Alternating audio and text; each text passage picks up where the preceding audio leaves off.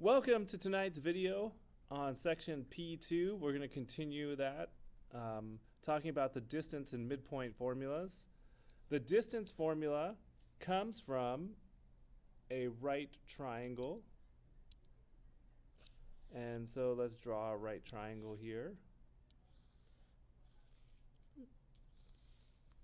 There it is with your right angle right there. Let's say this is A and this is B, and remember A would have an X coordinate and a Y coordinate, and B would have another X coordinate, we'll call it X sub 2, and a Y coordinate, that's Y sub 2. And we're trying to find the distance from A to B.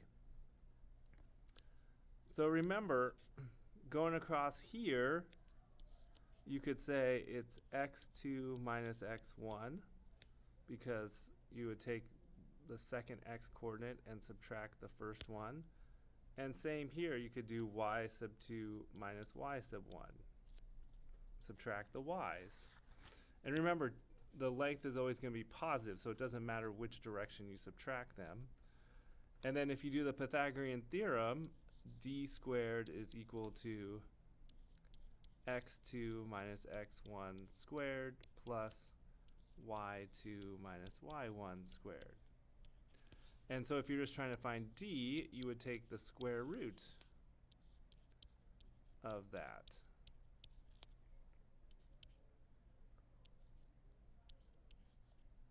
And this is the distance formula.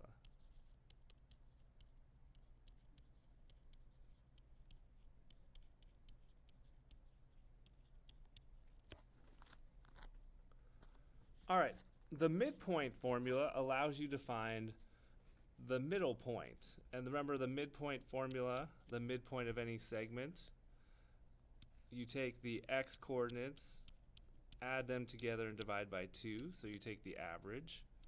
And the y coordinates, you add them together and divide by 2. Here's an example here. If negative 1, 3 is the midpoint of AB and A is negative 8, negative 2, find the coordinates of B.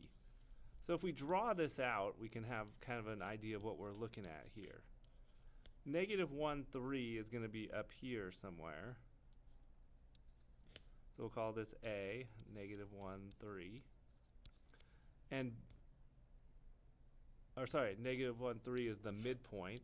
So that's not A, that's the midpoint. Let's re-erase that.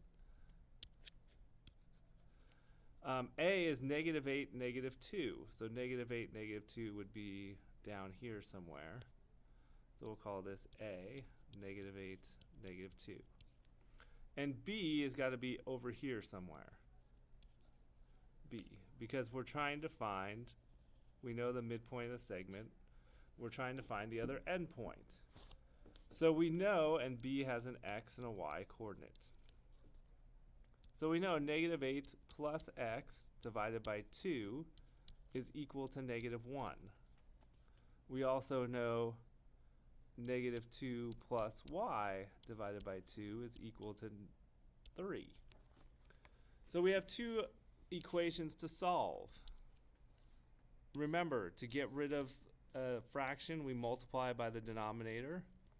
So we have negative 8 plus x equals negative 2. Add 8 to both sides, and x equals 6. We could do the same thing over here. We multiply by 2. So notice you have negative 2 plus y equals 6, and y equals 8.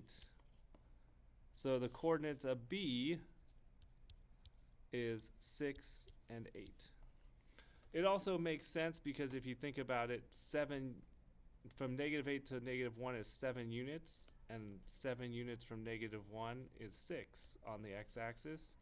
And from negative 2 to 3 is 5 units, and 5 units from 3 on the y would be 8. That's another way to look at it. All right, so the next type of problems that we're going to do have to do with a circle. And And remember, the standard form of a circle, as we learned in Algebra 2, is x minus h squared plus y minus k squared equals r squared, where the radius is r and the center is h and k. All right, so if it says find the standard form of the equation for a circle given the center -2, 5 and the radius of 4, we just substitute in. So this is our h and that's our k. So we go x minus a -2, which means x plus 2 squared, plus y minus 5 squared equals 4 squared, and 4 squared becomes 16. So we'll just put 16 there. And that's our answer. So, if I have an equation, let's say x plus 3 squared plus y minus 7 squared equals 12, and I said find the center and radius of the circle. Well, the center of this circle, well, in order to get plus 3 there, x had to be -3. In order to get minus 7, it had to be positive 7. So that's the center. -3 is 7. Another way to think about it is what makes these equal to 0. -3 would make x equal 0. 7 would make y equal 0. We know the radius squared is 12. So that means r equals the square root of 12, which reduces to 2 square root 3. So that's the radius. So we know our center is 3, -7, or sorry, -3, positive 7, and our radius is 2 square root 3. It says find the standard form of the equation for a circle whose diameter has endpoints -3, -2, and 5, -8. Well, whenever you have a circle, remember the diameter goes basically across the circle. So if this is -3, -2, and this is like, and I know this is kind of off drawing wise, 5, -8 should be down there. But notice it goes through the center. The center would be here. So basically the center is the midpoint of the diameter.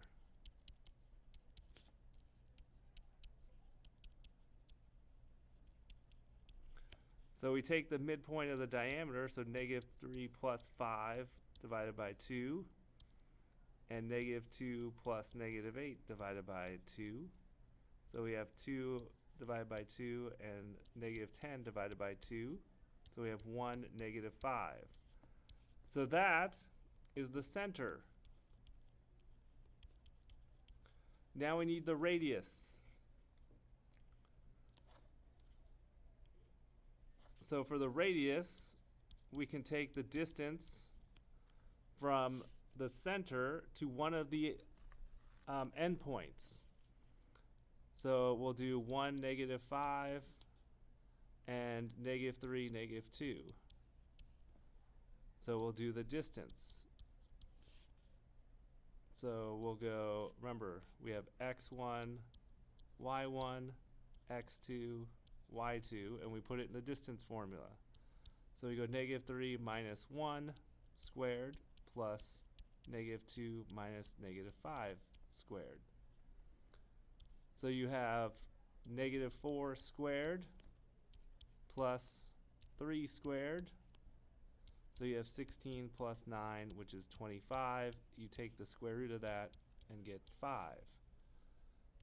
So the radius is 5. So when we write our equation, it's x minus 1 squared, because remember it's x minus h squared, plus y minus a -5, so y plus 5 squared, equals 5 squared, which is 25. And that's our equation. All right, so the last page here we're going to practice some more of these absolute value problems. Remember, the one thing you have to do is compare. Is the first number bigger than the second number? Is 9 bigger than the square root of 47 when you subtract? And the answer is yes, so that means this is going to be a positive number here. All right, so since 9 is bigger than the square root of 47, it's going to be positive, which means your answer is just 9 minus the square root of 47. In the second one, notice 7 pi is going to be, 7 pi is approximately 21 point something. So 19 minus 21 point something is going to be a negative, and that means when you take the absolute value, it's going to be positive. So your answer is going to be the opposite of what you would get if you subtracted 19 minus 7 pi, which means it's negative 19 plus 7 pi, or if you want to switch it around, 7 pi minus 19. Pi times the square root of 5. Well, the square root of 5 times 3.14 is going to be more than 3. So that's going to be a negative 1. So it's going to be the opposite of 3 minus the square root of 5 times pi, which means it's going to be negative 3 plus pi rad 5. Or if you wanted to make it pi rad 5 minus 3. Either one's fine. All right, the last problem says use absolute value notation to write the distance between number is less than or equal to r. Remember, distance you subtract, so you can have k minus negative 4. Absolute value is less than or equal to r, which means basically it's k plus 4. Absolute value less than or equal to r. Or remember, you could subtract either way, so you have negative 4 minus k. Absolute value is less than or equal to r.